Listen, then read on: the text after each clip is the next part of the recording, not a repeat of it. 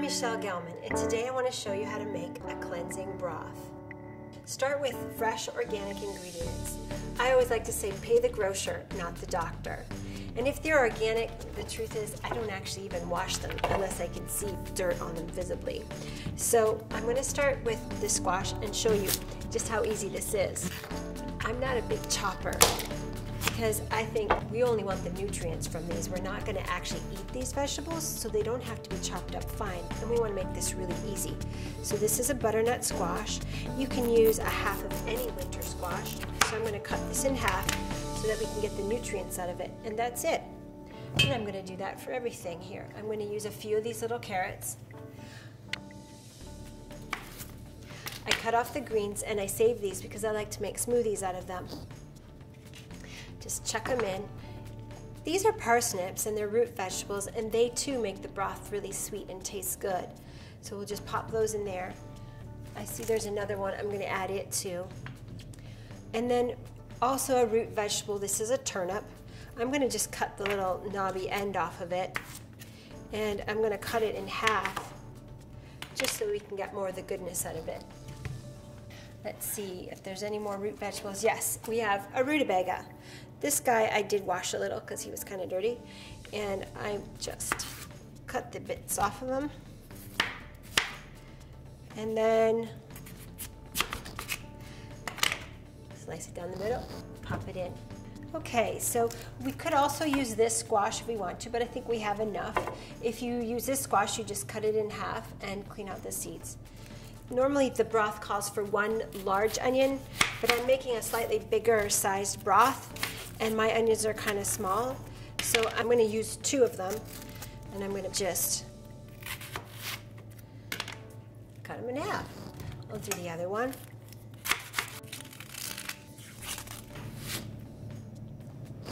Now, also garlic. Garlic makes it taste really good, but garlic is also very anti-inflammatory.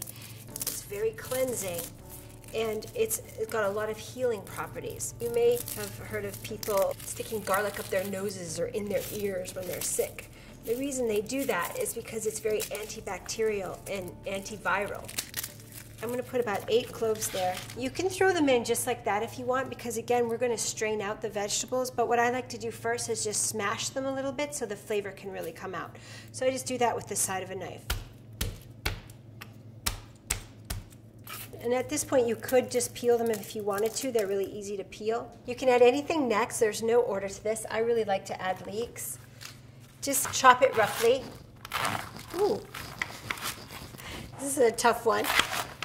And then you don't need to add all of this, but the inside where it's tender and green is still pretty good, so I would add this as well. Next, we'll add some celery. These are very small, so I'm going to add 4. Normally you add 2 or 3, so I'm going to add 4.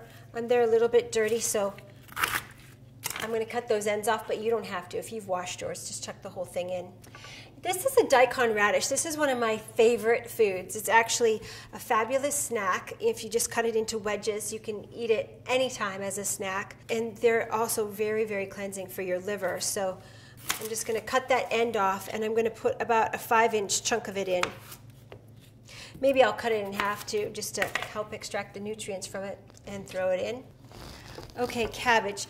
I love purple cabbage. It gives the broth a really dark, lush, and rich look.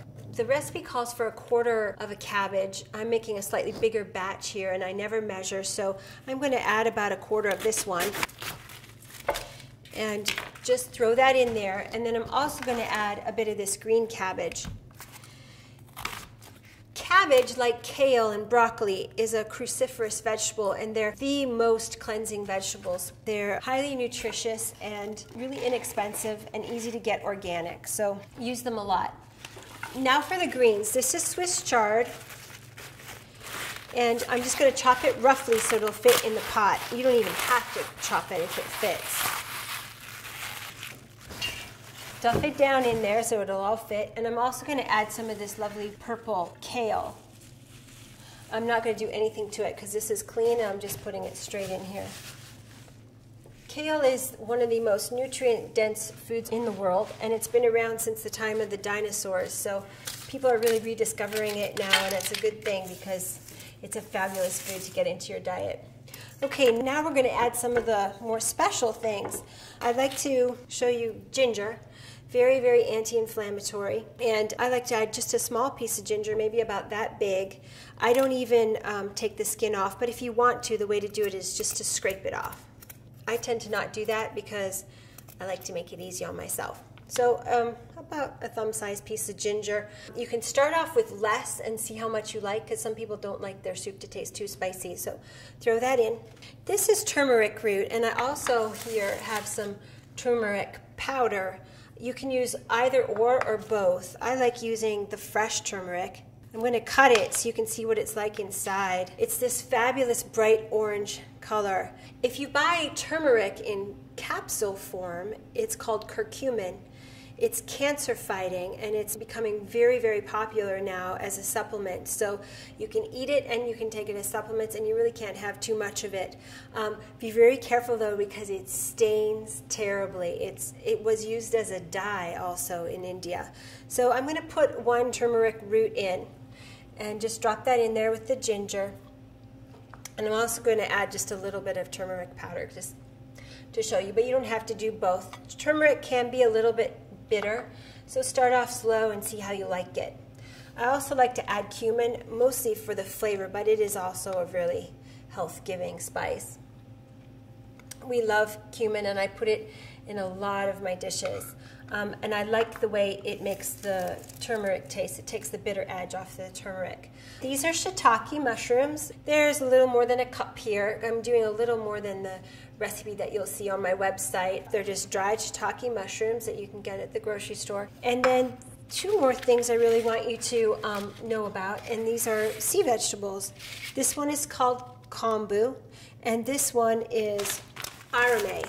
You can add either or both. I like to add both because the sea vegetables are so high in minerals, and most of our diets are really lacking in minerals, and we need to get those in whenever we can. So whenever I make any soup or broth, I always put kombu in it for 2 reasons. One is for the minerals, and the second is because it helps break down the anti-enzyme coating on the outside of legumes and grains so that it makes them more digestible. And you don't taste it, but you do get the health benefits of it. So I'm just going to put a couple pieces of the kombu in and all of this arame. So as you can see, it's very simple. You just roughly chop everything, put it in the pot, don't even worry about measuring.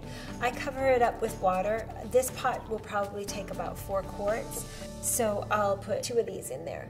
The hardest part of this is afterwards straining out all these vegetables. And so I've developed a cheat for that. All I do is leave it on the stove and just ladle out the juices. And each time I do that, I make sure to reboil it. And then after about 2 days, I will just spoon out as much of the liquid as I can, and then strain the rest, put it in a glass jar, and put it in the fridge or freezer. So I hope you'll give this broth a try, and remember, change your food, change your life.